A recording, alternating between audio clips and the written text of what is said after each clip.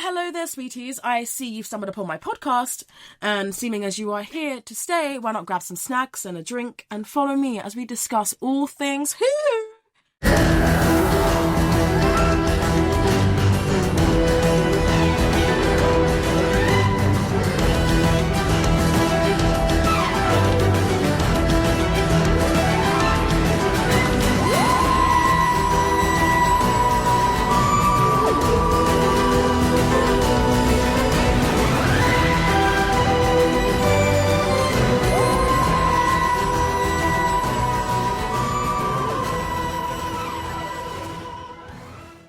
So today I have with me I have a guest, guys. Look at this. I have a guest today because listen, I know it sounded like it was a one-woman show, but it gets boring when one person is talking all the time. So, to my self-esteem and anxiety, it seems like it's, but today we are joined by the lovely Curators Tardis. So hello, my darling.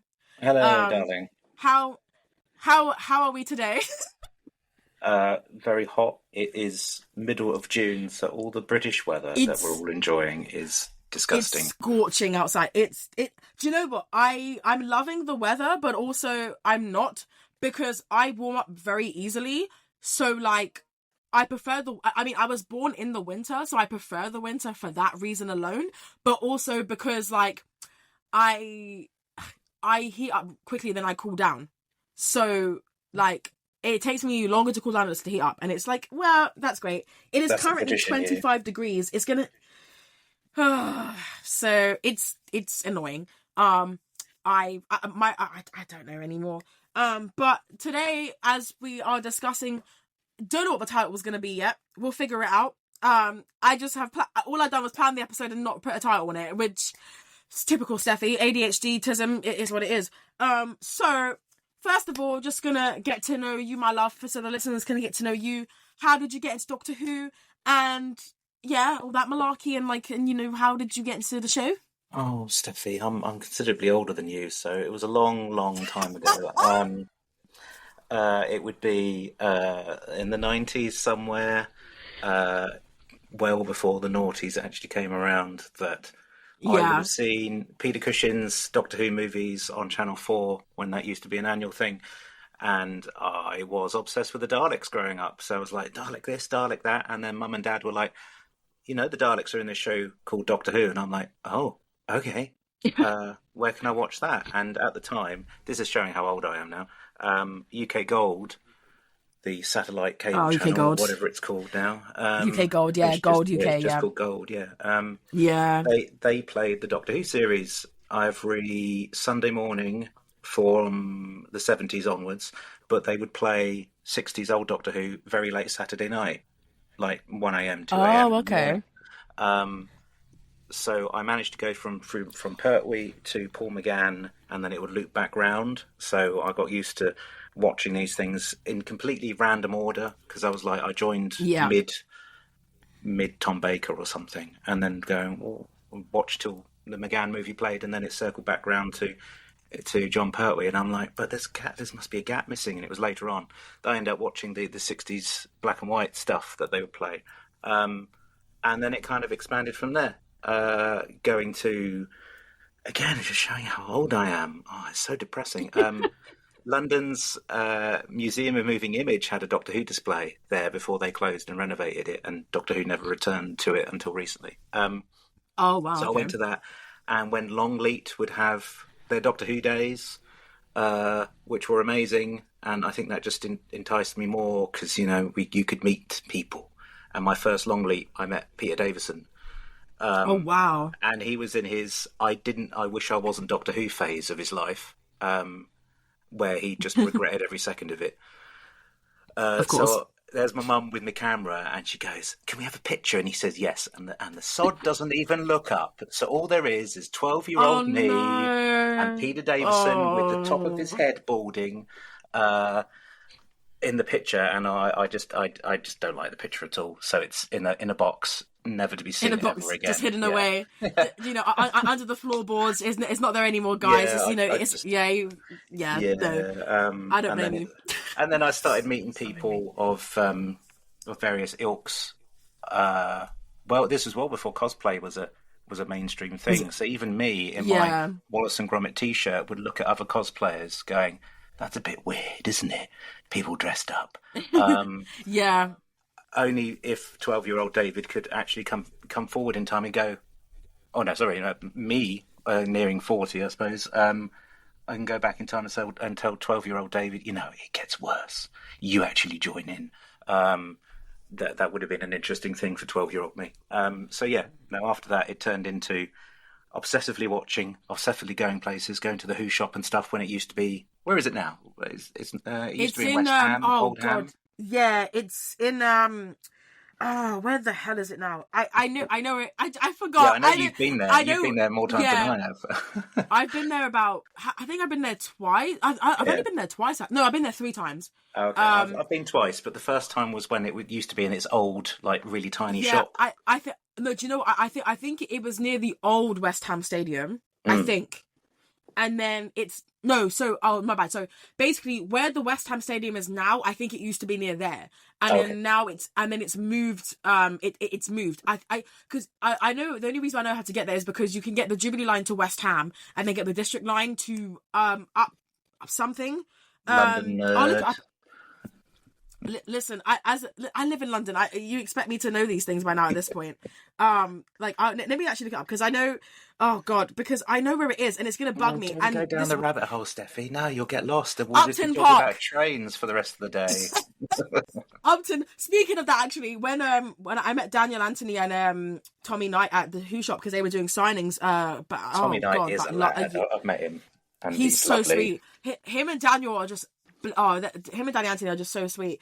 And we actually were like just like moaning about the transport because that day going it was me and my sister were going to meet them, and that day the Jubilee line was apps. It was just a mess, and so was the District line. So we got there luckily we got there on time, but we got there half an hour later than we were supposed to. So I was like, oh my god, like it was just a pain. And then they were talking about how it was struggle for them to get here as well because of the trains because they both live in London. Mm.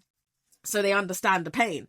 Yeah, so it's Upton Park. I knew it because I think it used to be in West Ham and then they moved Yeah, it to Upton Park. yeah. I remember going. Because Upton Park was the old West Ham ground, and then now the new West Ham ground is where Stratford Westfield is in White City Westfield. Sorry, White City Westfield Stratford. See, just get Yeah, an ADHDer to write history books because all of these little details will be in there. listen. I honestly the ADHD and the thing is being a Doctor Who fan and having ADHD is such a minefield Mm. because especially with the season finale, because I actually wanted to discuss that because I wanted to I know was your going to say when opinions we're on the going to season curve round finale. to actually talking about it. Yeah, because I wanted to know your opinions because right. So for me, I'll start off with me personally.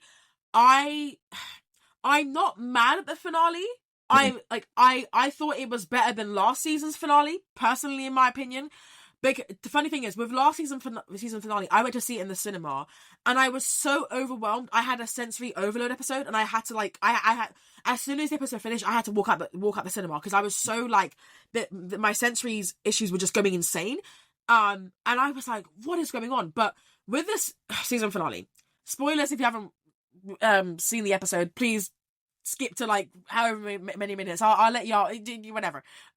But basically, the fact that we've seen Billie Piper makes me think that at some point David is going to return because it's so you just can't have Billie without David in the show, which you probably can.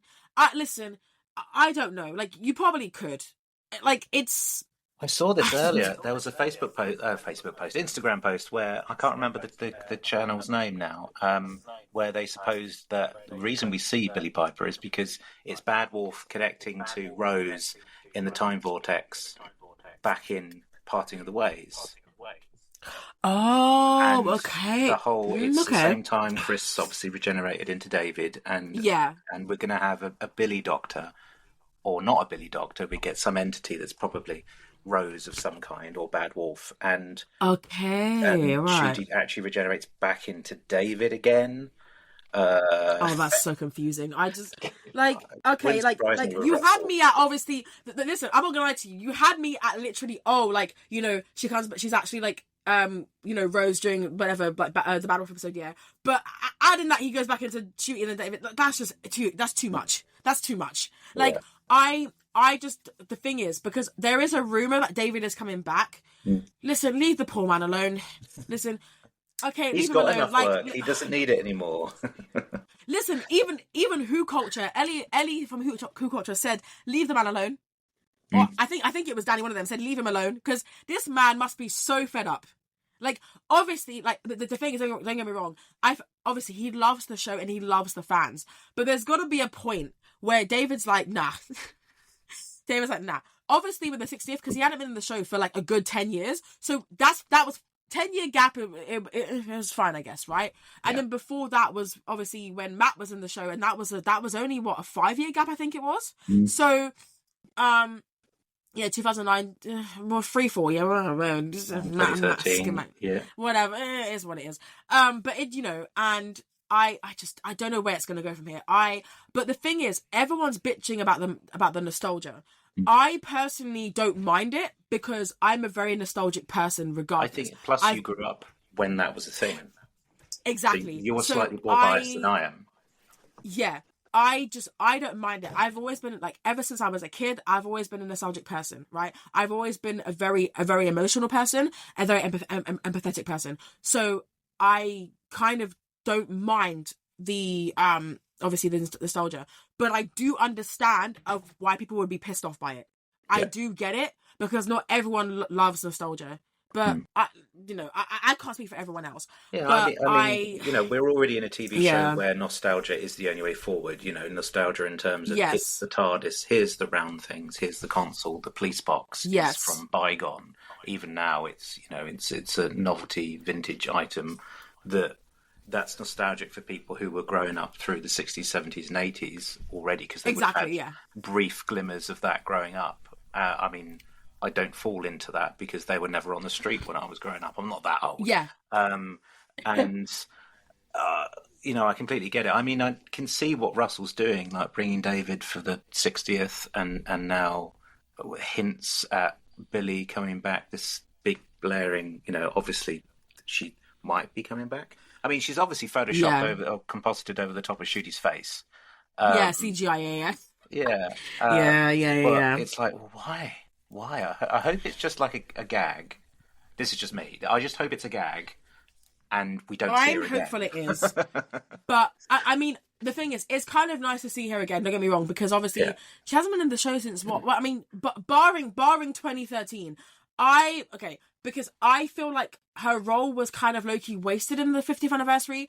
One of my best friends, her mum passed away in 2017, but she had the same opinion as well, where she felt Billy was wasted in the 50th, right? Mm. And I agree to a certain extent because obviously there was a whole plot line. And this is what happens when Stephen Moffat writes Russell's characters. Because, because I was saying to my friend Rom from Australia, he was saying to me, like, it's like when, he's writing Russell's characters, it's not, it doesn't seem right. And it's like the scene where I will always hate for what Eleven said in the 50th, where he forgot the number of deaths on Gallifrey, and it's like that would never happen because he literally caused it. It's so traumatic for him that look at him in season 1, like with Christopher Eccleston, like he was so traumatized by it. So there is no way, like if he can still remember his companions that have died, there's no way he's not going to remember billions of people that died on Gallifrey. It's rubbish.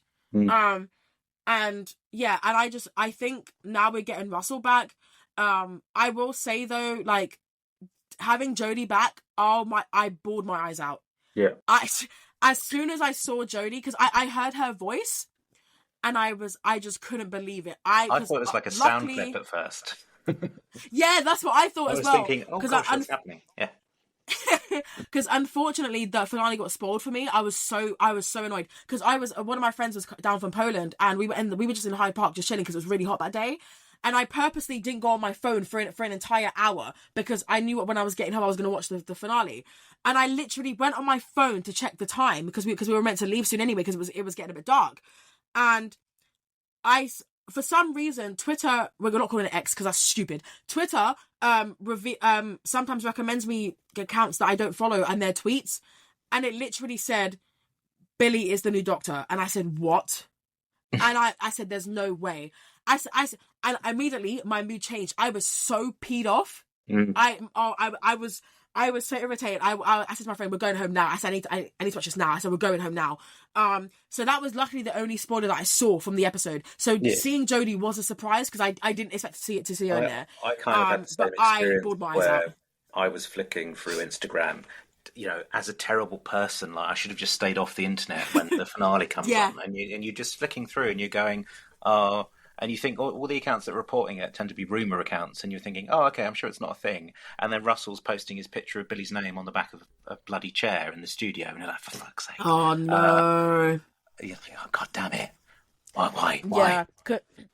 It is funny because I saw that photo at the same time because I saw that it said Billy was the Doctor. I was like, okay, whatever. I was like, at that point I was like, there's no way someone spoiled it. Like, what the fuck? And the thing is, the episode had been finished it finished 5 minutes ago as well. 5 minutes it had been finished for, and there was already spoilers. And I remember seeing the chair of Billy, and I was like, no, because to be fair, originally at first I'd actually seen the Billy's post. And I thought, I thought maybe it was just because, anniversary Doctor Who, I thought, okay, it's 20th anniversary, she's talking about that. And then when I saw it said Billy, I was like, I made the connection, I said, there's no way, it just got spoiled for me. So I think the authenticity, of seeing Shruti regenerate and seeing that scene was ruined for me. Yeah. Obviously, I still cried. I still cried because it was still an emotional thing. Oh, yeah, no. But, I've realised that this feeling that we get, like the sheer happiness of something like that, is called enlifting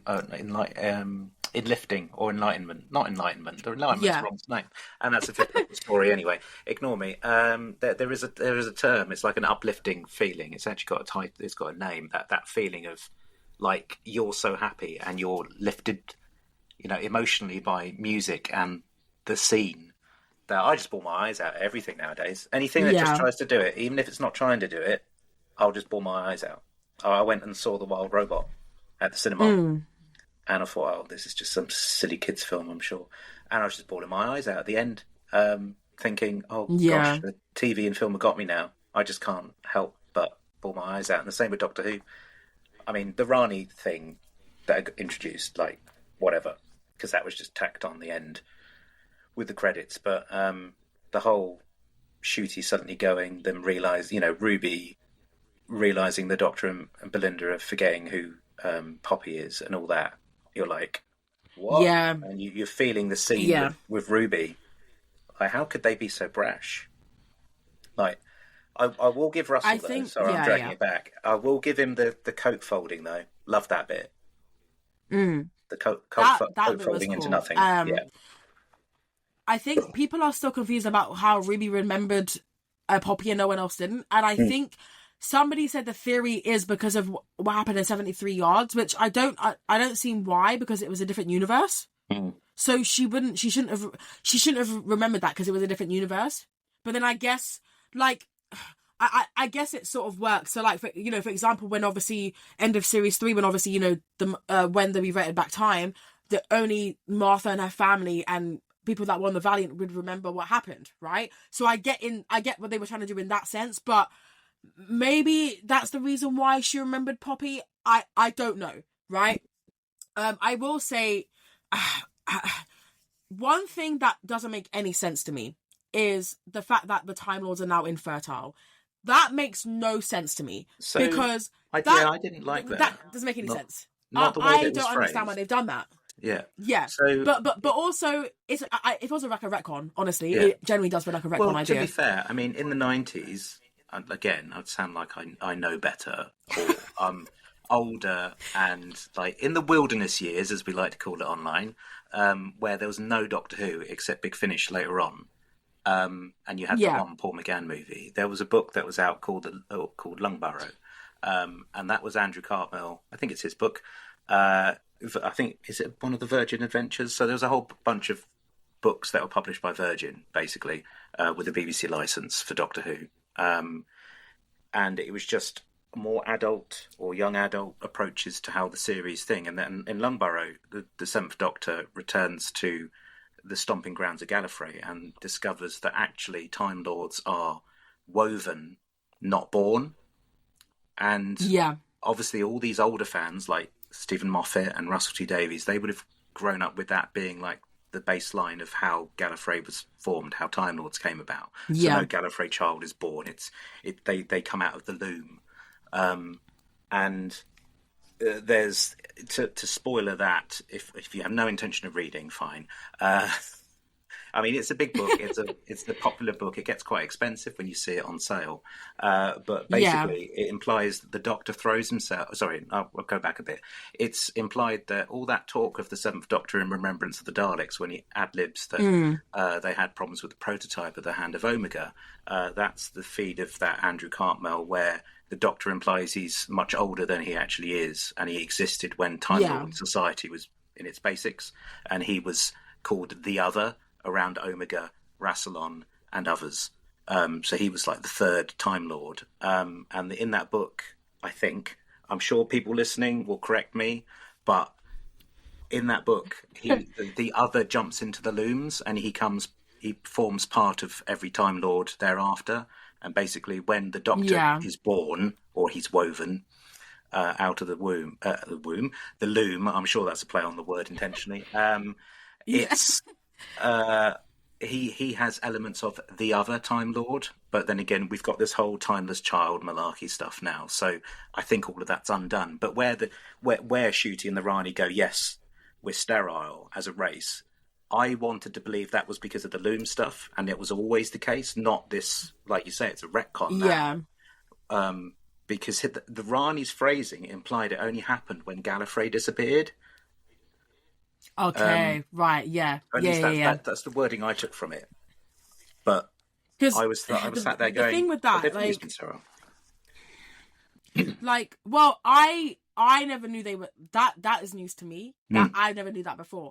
In my eyes, it was always, because remember, you've got Susan, because it's like you've had Susan, like Susan is there for a reason, you know. And obviously when they said Poppy was his daughter, you're thinking, wait, is Poppy like his daughter from like some part, like from the past? And obviously, but then it's like, first of all, Susan is white. First of all, let's elephant in the room, okay? Susan is white, okay? I mean, we Poppy see Time Lords is a black regenerate person. skin colour as well. I mean, so, true. But there will be fans that be like, oh, but like Poppy's black. No, okay.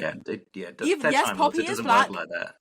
right? The same way how Jodie regenerated into David again, and then David bi-generated into Ncuti, right? Yeah. It it's gonna happen. You know, the Master was once a female.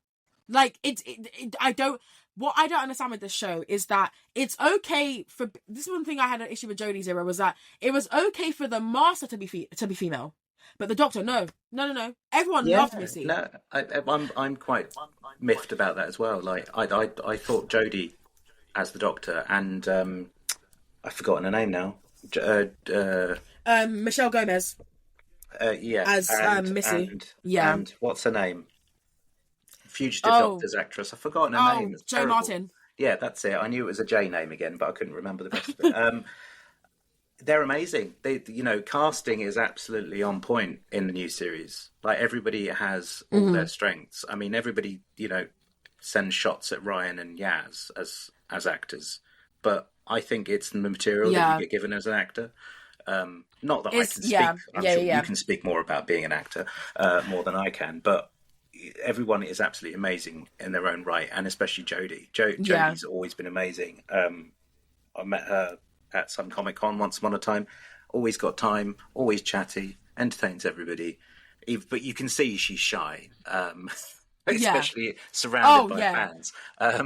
I think definitely there's like an ADHD element in there. She definitely has ADHD or some form of ADHD, because there's no way, like, I think I think, because I met Jodie myself, and you could just tell when someone is like you, and I definitely got that vibe from Jodie, where like I bless her, she was like 7 months pregnant at the time, because this was when she went to LFCC in Showmasters event, and I've seen the bless her pictures. heart, she was. I think it's slay. Like, it's funny because I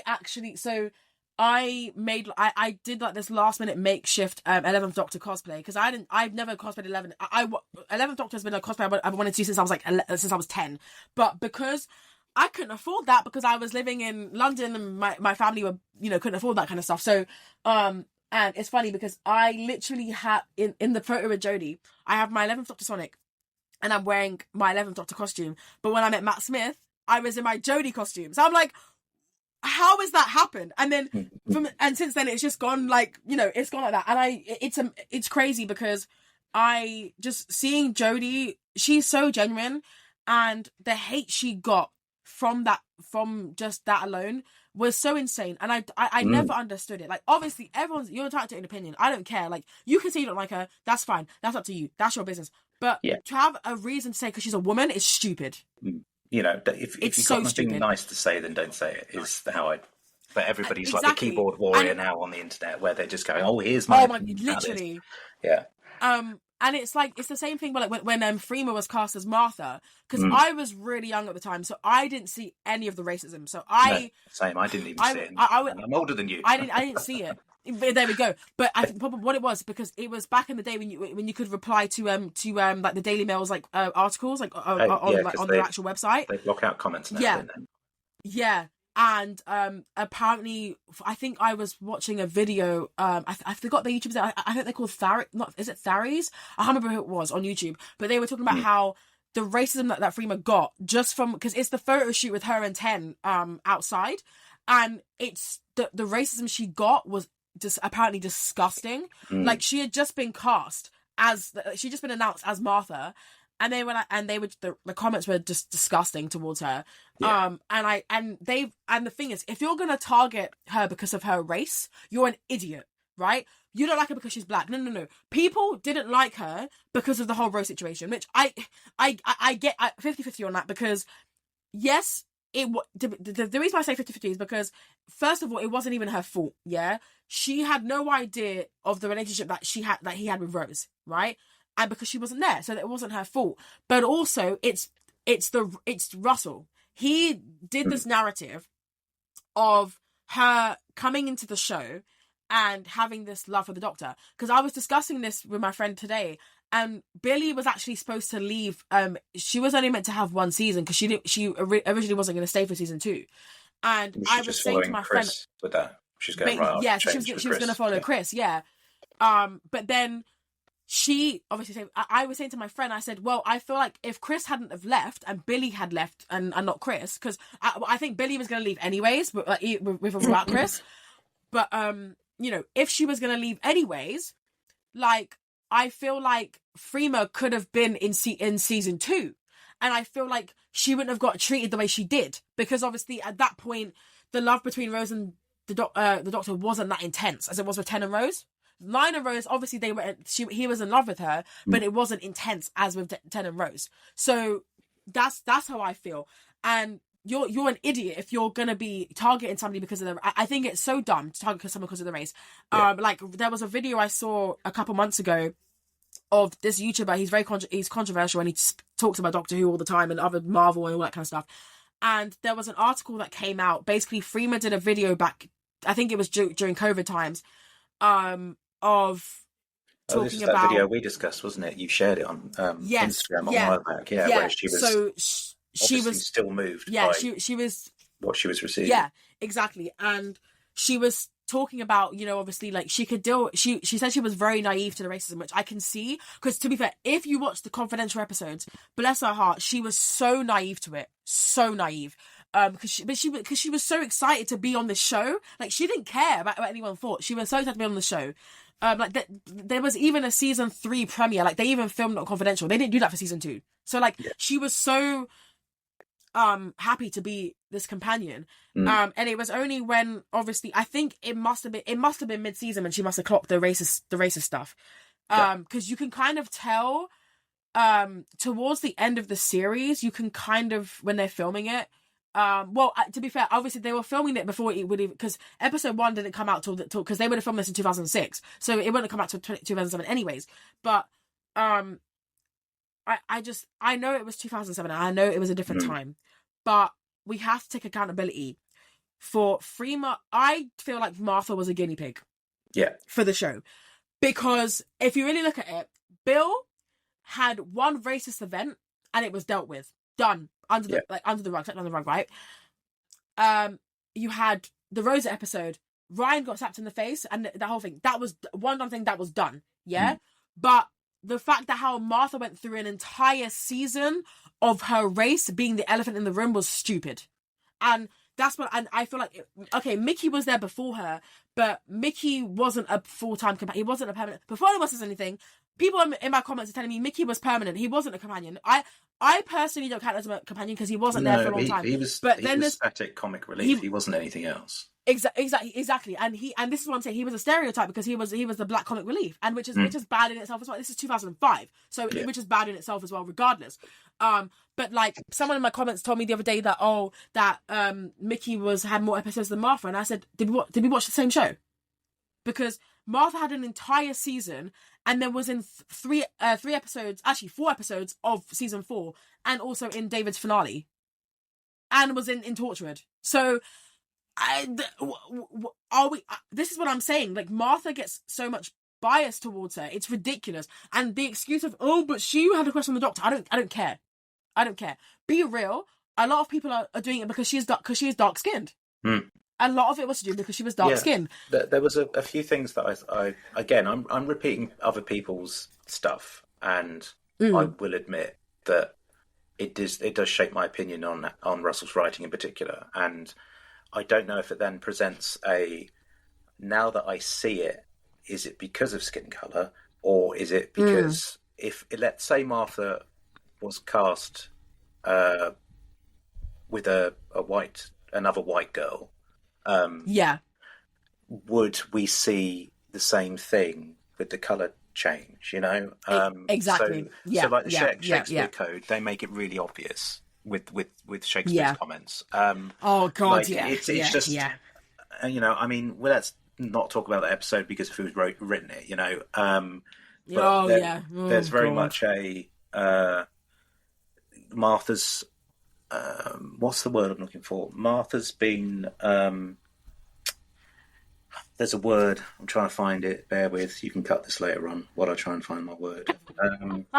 What's the word? She's been undermined by a white girl. That's it. Yeah. Because you've got David. I know we're using their real names. So you've got the Doctor lamenting about Rose all the fucking time through season 3, and it pisses me off. And I know they're setting it up for her reveal later on in season 4, or it's not. I mean, I presume Russell knew that Billy wasn't coming back, and then he had a brainwave come season 4, going, actually no, I can bring her back. Billy said yes. That bit of bullshit that came about. I'll be honest, I don't remember, beyond the Shakespeare Code, I don't remember much in the terms of any potential racism Martha's character was given. So it's funny because I educated me on that one, because I've not seen it properly since broadcast. So. Oh, fair enough. So I've seen it many times. Obviously, naturally. So I actually discussed it in. You're Freema's #1 fan, so I'm not surprised. I am. And listen, I'm one day I will get Freema on this podcast. I will have to beg and plead. Listen, the only way for me to be able to do that without me feeling like I'm intruding is to do it at a Comic-Con. I'll be like, listen, girl, sister to sis, like black girl to black girl. Y'all would have been my whole podcast. Obviously, I wouldn't say like that, but I'd be like, Freema, like, girl, this is my email. If you just want to, if you want to be on a podcast, just let me know, girl. We can talk all things too. We can talk all things about you. Going to go, that sounds too street, Steffi. I'm not being on your podcast. No. It's too street for her. Oh, could you imagine? Oh my God. But like, bless her heart. And like, so I actually discussed this entire thing in the last episode. But yes, you did. Pretty didn't you? much. That's why it's fresh in my mind. Slightly about Yeah. Yeah, I just don't so remember all the points that she obviously, had it. That's all I don't so recall. it was Shakespeare Code of the Blackamoor Lady. I that thing. Like it's, but then the thing is, we were discussing this the other day. Shakespeare apparently wasn't like, he wouldn't have been like that, if that makes sense. Like Mm. it's weird. I don't know, but They and then tried to but make it him a lad, didn't they? And it was like this yeah and I mean, it's a point to make him contrast to what we think Shakespeare's like, because all the yes other media exactly that he yeah appears in, he's the posh boy who just wanted yeah to write, and but they made him a lad. Where he sounds like he's just got the ability to write by chance, as opposed to actually, but he takes yeah. it as though it's a talent, which I suppose it is. It's just it. You know, I mean, considering who wrote the episode, we're not surprised. Mm, But I think, you know, and then I think then it would have been Martha's race wasn't mentioned in Gridlock, thank God. And then I think the next time it would have, I think it was Daleks in Manhattan. I think the next time was. I'm trying to remember if it was Daleks in Manhattan. I'm sure there's a blog out there that just goes racist, racist, Yeah, racist. Yeah, I think I did just I did fucking I did go over it, and I'm trying to remember what it was, but I know for a fact that Human Nature, that episode, that two-parter alone, I did explain last time that for a while I hadn't watched the episode. I hadn't watched it since broadcast, yeah, right? And I then watched it again when I was like 15, and this was a good almost 10 years after the episode. And the reason I feel like I didn't watch it much when I was a kid was because I think my brain clocked the racism from then on, yeah. but I was subconsciously didn't want to watch the episode because it was very like, it was just, I couldn't stand the racism in the episode. And because when I was younger, I was very naive to racism until I was about maybe 15, 16. I was very naive to racism. So I didn't see it because obviously as well, because I grew up in a multicultural area, until I started having white friends in Yeah. a college in a white area. That's what until I I was saw going to it. ask you. I was thinking, was it naivety back then? Is that you actually saw racism on television, going, that's a bit odd. I wonder what that's all about. And then until you experienced it yourself in real life, and you go and connect those two dots, going, oh, that's is that a personal? I mean, I sound awfully white, don't I? So I apologise. No, is it's it fine. a matter of you have to connect media's racism with your own experience of racism? Because I will admit that I sat there watching Human Nature, and I hated David Tennant at that point. The way he spoke to Martha, the way Joan spoke to Martha in that story, absolutely pissed me off. But, you know, in the time strain that you've got, the time constraints that you've got, you know, I wish they'd used it differently and not brought attention to that. But I suppose they're setting a scene. Sorry, and I'll let you continue. You know, you're just setting a scene of the time period. But yeah, it was upsetting, and I hated that. Yeah. And you join Martha on her. She's the normal one now. She's the companion's always the normal one. The companion is our way into the program, isn't it? So you're like, I'm on Martha's side here. You're all bastards, you know. Yeah, exactly. Yeah. You know, I think, you know, going back to, I'm blessed, and the thing with Freema is that she put so much into that role, like, and the thing is now she doesn't get a lot of hate as she used to. Now I've started to see, as I've gone older, Doctor Who fans that I've met since joining the cosplay community, they have said they love her. And when I was a kid, that never happened. It was always, oh, Rose was their favorite, or Donna was their favorite, or I don't know. I think when I was like 15, it was like either Rose or it was Donna or it was Captain Jack. There was no one ever said Martha. Because I'm not saying it was all to do with racism, but I am saying that was a catalyst for the hate for Martha. Listen, I get, like, you can obviously have an opinion about her. That's fine. That's you. That's on you. If you don't like her, that's not the issue. The issue is if you bring her race into it. Because if you're bringing her race into it, it's ridiculous. And there was a video that I saw, obviously, of the video she did about talking about the naivety of her being in the show and the racism and stuff like that. And this guy was, because it was announced that there was obviously now the Sea Devils spin-off we know about. I'm not going to name the whole thing because I think it's dumb naming anyways. But it's too long. Who wants to write that down? It's too long. It's too right. There was a rumor that it was going to be a Martha spin-off, and So, which obviously everyone was excited about. And then he read an article and it was like, oh, he's going, oh, everyone's excited about it. He goes, well, who is? And I'm like, what do you mean who is? And it was blatant just racism, because he was just going, oh, this woke agenda. And I was like, it's not woke. And then he started saying about Freema's feeling sorry for herself and she's playing the victim. I said, what? What in what world are we living in? Where have you got that from? Where have you got that from? This woman, there was literal evidence of the racism that she suffered throughout the show, because people are stupid. And the fact that I saw this video in 2023 is insane. I could not believe I saw that I said, I'm not surprised, but I'm also like, what is the point of this video? You're disappointed when the further we go along, the more, and I appreciate it's an awareness thing. It's like when you're in tune to it, you are attuned to it. You can see it more, and you can see the subtleties that people do to present racism of any kind. Exactly. And yeah. some people are so on the nose, and I guess we'll get back to Russell and his on the noseness very shortly, I'm sure. Yeah. Because there's lots of shooties last season that pissed me off about Russell's writing. But yeah, I mean, you're going to have to hashtag this podcast as Love Letter to Martha nowadays. So yes, because I'm fairly sure that Freema is, and essentially Bill Pelmacki as well. It's going to be a like. But undo racism. Even with the thing is, even with Pelmacki wasn't even targeted because of a race. It was because she was gay, and I'm like, but if Pelmacki's gay, what's your problem? Like, it's either Martha's black or like Pelmacki's gay. What is the issue? The issue is you have an issue with her being gay. You've got an issue with Freema being black. This is the issue, right? And it's so, and with Russell's writing, this is why series 3 is probably one of the best series for me. There's no particular order of seasons, but my favorite series are series 5, 3, 6, 1, and 11, right?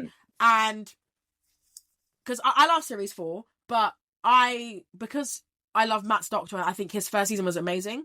I'm more prone to his season, but the writing for a lot of the companions over the years has been up and down. I do agree that Chibnall did write Ryan and Yaz in a very shit way, but also, like, I mean, I don't, as far as I know, I don't think Mandip or Tosin were targeted for their race. Thank God they weren't. No, I know Sasha Dwan was. It's like you've got a companion again. You've got two companions of colour. Yeah. I don't know if that's the right term, so apologies. Yeah, no, you're fine. Yeah, you're fine. Yeah, I'm not. It's not I'm expecting racism to happen, but you would expect racism to happen. It's like, oh, you've got this format from back here. You've got Martha getting all the racism here. Yeah. Or Freema, whatever label we want to use for these people. As in characters, the character or the actress. Where are you aiming it at? Because I think sometimes the writers do their best to go, right, this character played by a coloured or anything, like, what's their background? Let's define that here, and where in that happens. So you could essentially say Russell caused racism, but like you pointed out, that Freema got it more or less the point that she was announced as being cast. So is that defining back then everyone was a racist bastard, compared to now where Ryan and Yaz, who seem such lovely people. I unfortunately didn't get to meet Mandip. No, neither did I. No, Comic-Con, but she seemed so lovely to me. All these people. Like I said, casting's a point in Doctor Who. I don't think I've ever seen somebody who's been miscast. They've all just always not been written to their strengths. But Jodie's a different podcast entirely, isn't she? Having Yaz and Ryan, I don't recall even seeing an ounce of anything towards them. I mean, I've seen comments about Mandip's acting, but everybody gets slants on their acting, I think, when you're in a show as high profile as Doctor Who, especially, nowadays, we're all the thing of acting. And the thing of acting as well, like, especially in the show like Doctor Who, like, as of right now, you would call me a struggling actor as of right now, because in terms of I don't know if it's because it's me being lazy or if it's me kind of not necessarily being lazy, but it's me kind of almost given up of trying to like pursue this career. But in a sense, it's like Doctor Who was always an inspiration for me to be an actor. It's plain and simple. And I remember Martha being the first companion to actually inspire me to want to be a companion on the show. Because obviously I'm a black woman. I'm a black girl. I've seen this black woman on here. I can do it too. So F you lot, I can do it as well. And that was kind of the catalyst for me wanting to be an actor, you know, in that sense. And I even mentioned that, because I volunteer at a youth club, and I was, we had like a little, mentoring session week where a bunch of kids came in and we just kind of like helped them out and gave them life skills basically. And they were like, they're in the 8 or 7, whatever it is. And, you know, I had like a little vision. It was like a vision board, but it was my past self's vision board, if that makes sense. And so it was like, oh, and I had them in there, and I had Martha and Ten in there, because I was like, you know, it was the first time you'd seen a white and black pairing in a TV show. Because bearing in mind, the early 2000s, it was just white, or it was just black. And it's like, you know, so, and I think that's one thing Russell did right, was casting. He casted the right people. This is the thing, with Ncuti Gatwa's era, season 1 was very up and down for me, because I actually did like Space Babies. I thought it was quite cute. I didn't mind. I don't hate, people hate it. I don't hate it. Just seemed really takes low a lot of time key. to take something. Like Space Babies. It was right, I've said this since Doctor Who came back. Basically, all the stories are 6-page comic book ideas expanded to 45 minutes of television. And Space Babies is literally 2 pages worth of a story, in my opinion, that got given 50 minutes of TV. And I sit there going, why? This is like 12 frames. There's nothing to this story, you know, but it was nice to get. I think it was the first. I get the impression Space Babies wasn't intended to be episode 1. Is first point. Yeah, I guess. And the next I don't think so either. It's very Disney, because you've got talking babies. I mean, Disney have usually got talking very animals, Disney. But you've got talking babies now. They can more or less fully use grown-up words in a baby voice. Yeah, I say baby voice, a toddler, child voice, whatever they did with that one. Speaking of Poppy, sorry, have you seen that she's on TikTok? Parents have put her on TikTok. She's on TikTok? Yeah, she's got an account, and I think she's called so Captain cute. Poppy. So go, search that's TikTok so for cute. Captain Poppy. She's amazing. I need to search that afterwards. What the hell? I know, right? Bless her heart. I tried to. I think on my TikTok I did resync. What's the word in TikTok world? Reshare. What's the word? Reshare. Yeah. Reshare. Yeah. Don't I just sound like an ancient Steffi? Every time I don't know which fucking word to use, it's like, what's that word the kids use on the street nowadays to describe the ticky-tock? Well, speaking of feeling old, I've just seen it's been 18 years since Utopia. Fuck off. 18 years since we first saw the Master. What is happening? Which means it was, because I knew it was already 18 years since Martha was in the show, right? I knew that already. But 18 years since we saw, I actually, that makes me feel so, listen, I know I'm 25, I know this, but it makes me feel old, because I was 7 years old at the time. I was 7. Like, that's ridiculous. I'm the fact that it's been 18 years. older than you, Steffi. Good grief. I remember watching Utopia on broadcast. I think I screamed when he revealed he was the Master. It's like, no! And then almost had a half reaction when they did the Missy reveal as well. It's like, oh my God. Yeah, oh my goodness. That episode, the thing is, and this is what I'm saying, like, that episode was good writing. But minus the Master being an abusive B-word, it was a really good episode, and it was a really good finale. Like, it was really good 3 episodes. And this is what I'm saying, like, when for some reason now Russell's writing finales that are just kind of a bit meh. So for me, like, series 1 was a bit iffy for me, because, but actually coming to that as well with Russell writing as well, for the whole with the Rani and everything, like, the Rani getting killed off was stupid. First of all, I just that came out of nowhere. I just, I don't know about the whole, because now it feels like, I've always said that Belinda's story is Martha's story backwards. If you really think about it, it's Martha's story backwards, because Belinda's gone from this person who's said, look, I'm not taking your shit. You people around you die. You're taking me home. Whereas with Martha, it was like, oh, I'm in love with him. Like oh, you know, he's a fine man. I'm going to travel with this and that, Yeah. And then towards the end of season 3, Martha was like, I'm gone. I'm going home. You're dangerous. I love you. You don't love me back. Forget this. Bye. I'm gone.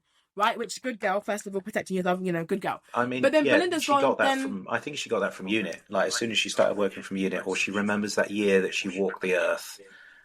All of that. Yeah. It was definitely I can't deal with you. Unit have made you sound dangerous. You are dangerous. I've learned about your history through whatever era. I mean, even before then, though, as well. Because, even before then, because obviously, she watched her family get slaughtered. She watched, she watched her family and they watched the world get slaughtered, right? So they're the eye of the storm. So they still remember that shit, right? So it's only come to now where she's realised the Doctor's a dangerous man. I need to go before I'm dead. Because she knows if she says to him, she will die. Because that was what I loved about Martha, was I feel like she had the best development. Apart from Donna, she had the best development of character, because she walked away. Because this is what we should do, walk away. But Rose, because she was so in love with him, she couldn't, the idea of being, she was only thinking about herself. That was it. She thought about herself but obviously in a bad way, whereas Martha did it in a good way, because this man was still heartbroken, which, okay, fine, we've been there, I've been there, it's cool, we've all been there, but like, there's a woman in front of you who's chosen to come with you, a beautiful black woman, might I add, first of all, okay, sir, firstly, might I add, okay, and you've basically ignored her, right? Mention Rose in fact, like, what it's so ridiculous. But I think that's why partly I do think Russell did the right thing with his writing, where making Martha leave instead of killing her off. Yeah. That's one thing I think was a good thing he did, because I feel like if he had killed her off, I don't know where we would be now, because series 4 would have been very different if Martha wasn't there. Very different. They may have found a way to bring her back. God knows. It's Doctor Who. At this point, I have no idea anymore. What I find fascinating, but I think is there's again another article I read where, again, it's opinions of somebody else or observations by somebody else. I'm just repeating here. I don't have any credits. I apologise to everybody who knows what I'm talking about, but can probably name where it came from. Is where Russell always writes, or should I say, when the head writer is a middle-aged male, white male, all the women get put into their sub place compared to males. Every woman in the show, or every female companion in the show, gets given. This doesn't apply to Jodie's era. I think Jodie's era is slightly unique because it's different. It's very different. When Russell and Stephen are writing, female companions suffer the perils of where male society or current society expects females to. Current society, you know what I mean. The male dominant brain set says women should do this, women should bear a child, women should do this bullshit, and I feel Russell does that. I think indirectly. I think from his own experience, he's been in situations where probably I'm wildly guessing now. I don't know what his growing up situation was. I don't know what his family unit would have been, but I would presume that he is. The culture around him, the environment around him, would have women in a slightly subordinate manner, that he unintentionally writes females in a subordinate manner. Like, this whole, I mean, Rose and Chris, the Ninth Doctor, would be slightly unique. They're still finding each other, but they never change. The dynamic doesn't change between them. The only thing that comes out as one way or another is where Chris says, I think you need to see a doctor or something, and then snogs her, that bit. Beyond that, I don't see much in series 1 of Russell presenting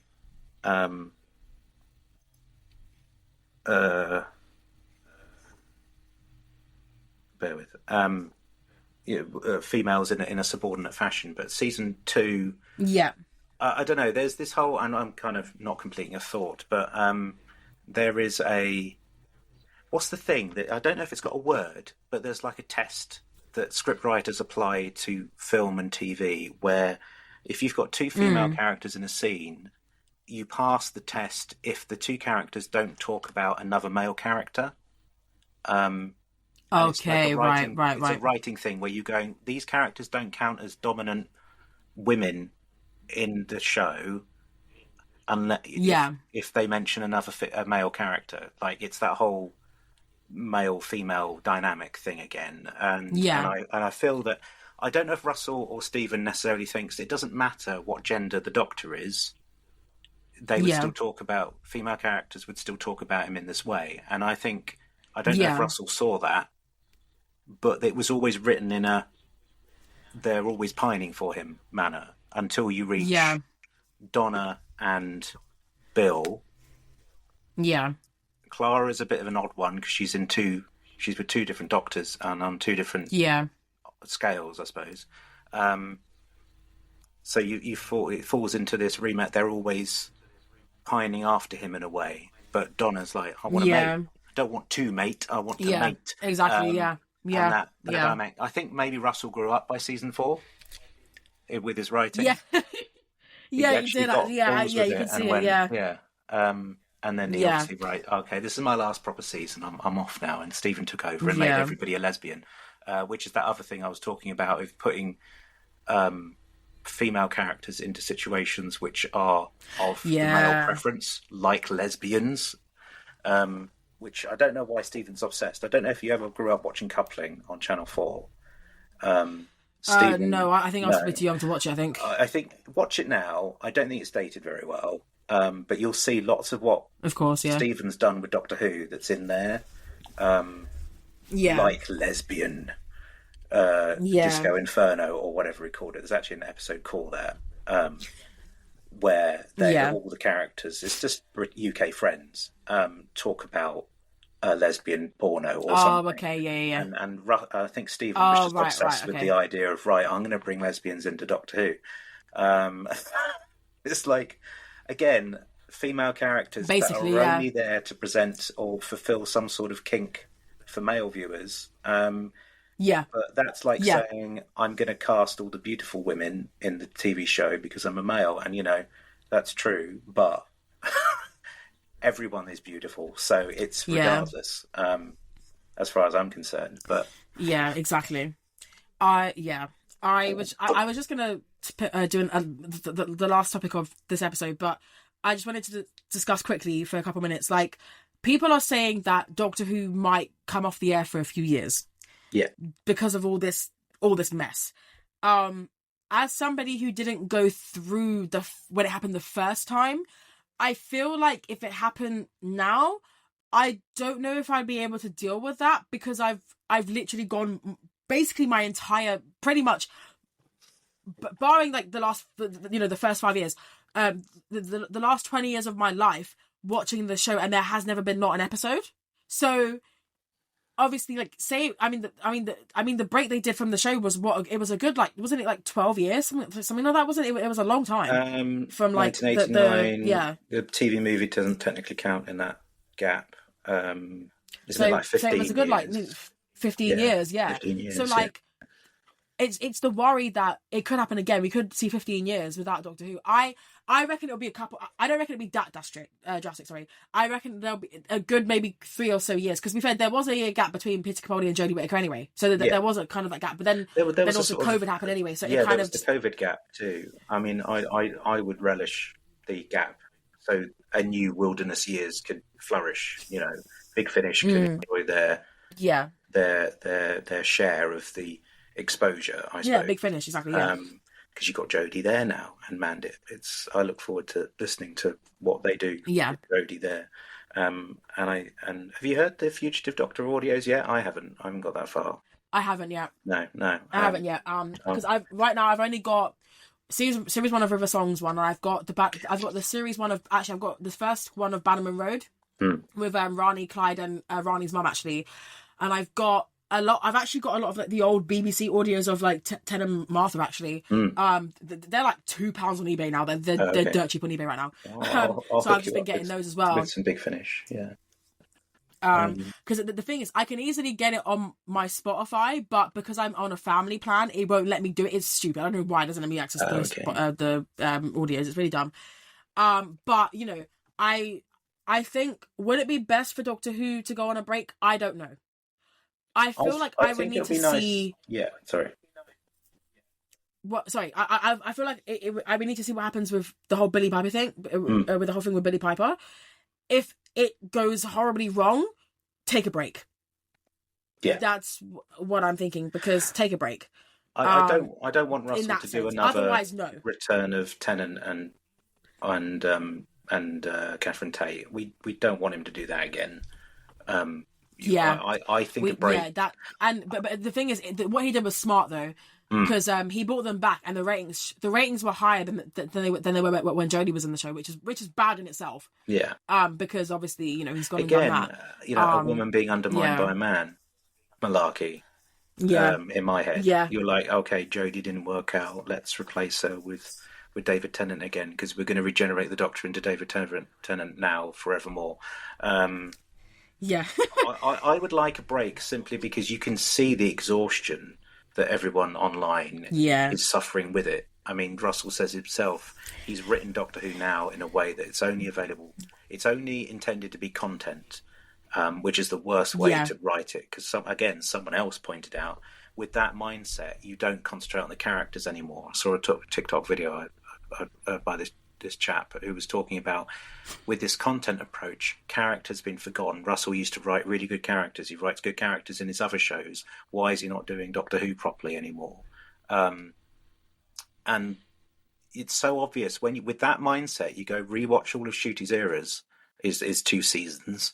You can see it. You can see he's just written it for it to be a short video on YouTube or TikTok. And the more close-up personal approach he took with characters, like everyone pointed out early on, that it's a Russell script because he talks about food, like chips and things on toast, mainly in Chris's era. You can see that really obvious, and there's a few drips and drabs of it in 2 and 3 and 4, but I haven't seen them talk about food in Shooty's era. And you're thinking, again, when you've got a single person, and this is a pet peeve of mine, and Stephen suffered the same thing. When you've got a head writer who goes and basically either rewrites all the submissions to his own way, which in some scenarios that's fine, and he gets an "and" credit.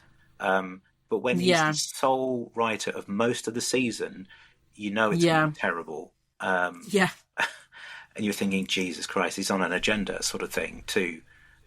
People have got their different opinions of what his agenda is going to be, but it's fine having someone with a sole vision of what it should be. But when you see Russell's name popping up like 6 out of 8 times in a season, you're like, oh, Jesus Christ, what the hell's going on here? What did Disney money do to make it that way? Did they? Exactly. I mean, they've got. I think they've just got a streaming license and they've just funded the production. But I seem to vaguely recall they pointed out that Disney weren't happy about X, Y, and Z of certain episodes, and they said, "Go and do this." So that bit where Shooty in his first episode gets squashed by a blow-up snowman display thing, that's an added scene. That Disney requested because they thought the Doctor's not in it soon enough. We need the Doctor sooner rather than later, so they add him in. And it's like, oh, okay, right, okay. So Disney have that control over you to say add shit in, please. But have you read the Writer's Tale books that Russell did with Ben Cook? No, I don't think I have. If you can find it, I've got copies of both of them somewhere. You're welcome to borrow them.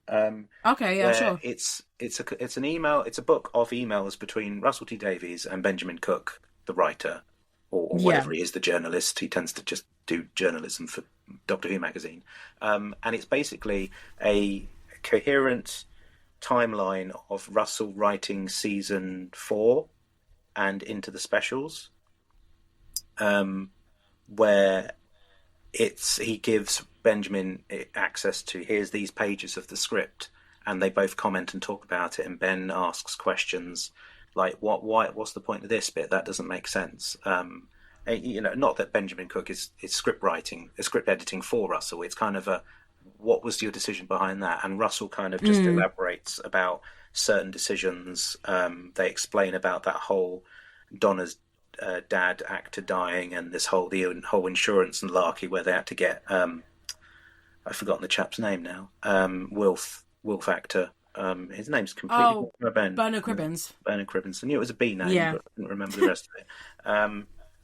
And he just talks about all the little bits of producing a show.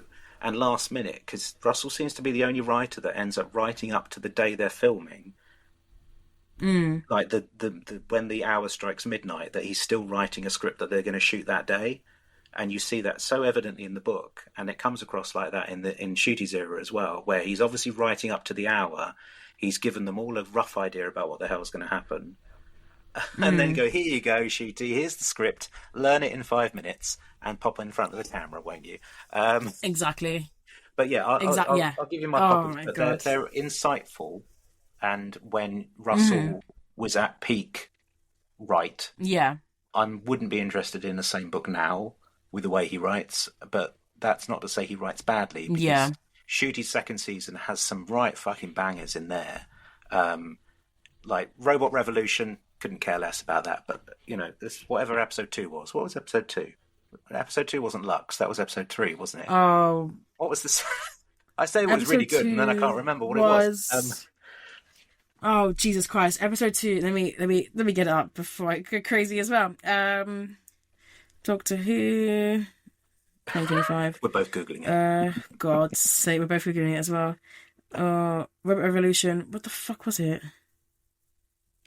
Revolution. It doesn't help me, guys. Come on. Verida's got a nice IDM profile. Anyway, sorry. So I just saw a photo and I was like, God damn. No, it must have been Lux, surely. Was it Lux? It must have been. I don't know now. Guys, we're very bad Doctor Who fans. We apologise. We're bad Whovians. We'd have posters with all the episode titles and all their faces on our walls, but we're not fans from the 90s. So, I mean, I am. We're actually not. We're not. I don't have room space to put Jennifer Coleman's face on or Freema Agyeman's face on, so I'll have to do that. Oh no, it is. Oh no, I thought it said Lux, but it says Flux. It has Jodie Whittaker's episode. Fuck's sake! I love that season. I got so confused. Jodie's last season was a good actually season. really, really good. I like the Sontarans coming back. Yeah.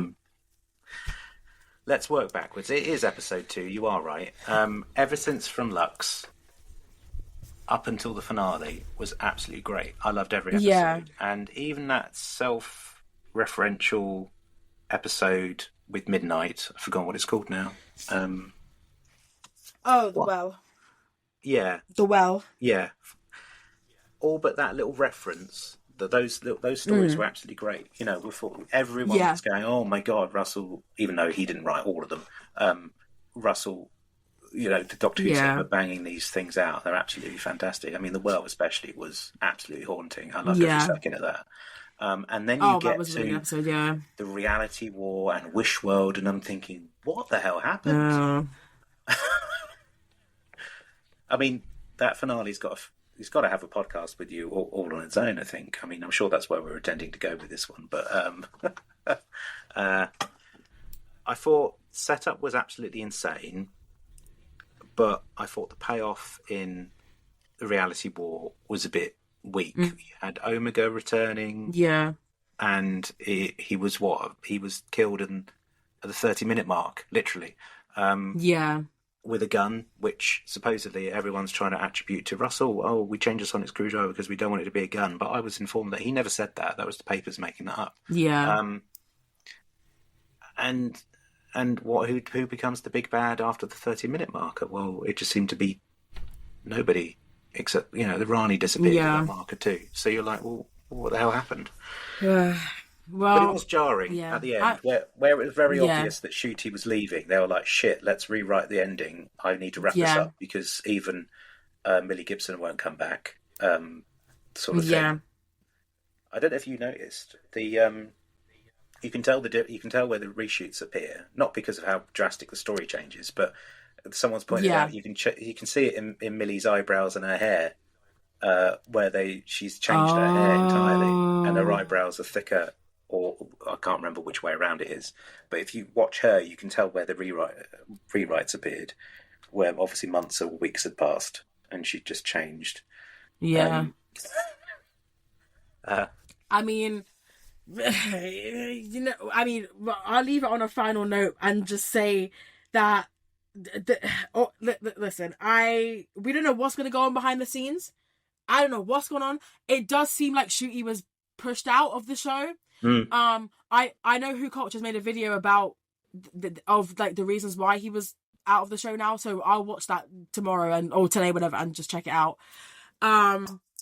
But that was an insightful episode, y'all. Yeah. Sorry, my ADHD, guys. That's what I'm saying. My ADHD went crazy there. So yeah, that was us just rambling. I was going to say, feel welcome to cut any of me rambling out. It's fine. For a good hour, like, listen, the people gotta know. They gotta know, you know? They gotta know. But yeah, honestly, thank you so much for being in this episode, my love. Freema Agyeman. I think that's what all these podcasts listen, are telling Freema us. Agyeman is my wife. Freema Agyeman is my wife. Until okay? I see listen, guys, going down the aisle, I refuse to believe it. No, literally, because I'm manifesting for her to come to a Comic-Con, so everyone please manifest that she comes to a Comic-Con. I get to meet her. Manifest, please, because I'm her biggest fan. I didn't give a hell what anyone says, okay? You find out before me. I want to know, Steffi. I want to know, because I want to be there too. I need to know. I need to know where she. I need to know where she is. I've never met Freema. Would love to. I bet she's absolutely lovely. I would love to meet. She looks lovely, and I can't wait to meet her. I will meet her as Martha. I'd be like, hi. So that's fine. You're all over my bedroom wall. Like no, literally. No, I mean that's not necessarily a lie. I mean, no, it is kind of a lie because I haven't got any Marthas. I have photos that I printed out on my phone, but it's fine. Yeah. I'll sort those out later. But yes, thank you so much for coming on this episode and just chatting random. Yeah, no, by all means, when you just want to talk shit, I'm free for shit. You gotta talk some shit, because I think Doctor Who. It's one of those shows you just gotta get it out, and you just gotta have your opinion, because everyone's gonna have an opinion about Doctor Who. Like, no one's not gonna have an opinion about Doctor Who. Yeah. But it was a good insight to some stuff, and yes, and episode 3, I have another friend joining me for episode 3, which is gonna get filmed this week. so I'm excited for that. But yes, thank you so much, everybody. It's no lovely. worries. I appreciate it. I look forward to not hearing the final episode, because I can't bear to hear my own voice. But yes, that is actually so valid. It's so valid. It's so valid. Honestly, I hope it's received well. Thank you. I hope you all. I know it'll be an hour long, guys, but you know what? While you're listening to it, you could just have some snacks. Listen to it even before you go to sleep or whatever on the train. You've got a long train journey. At double speed, so you only have to suffer half of it. Well, all of it. Oh, very true. Double speed. Yeah, at double speed.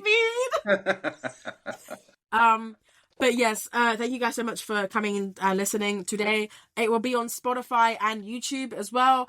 Hopefully I'll be able to post at least one episode next week, and then probably the next episode the week after that, but we'll see how it goes with work and stuff, so we'll see. But goodbye, sweeties. Goodbye.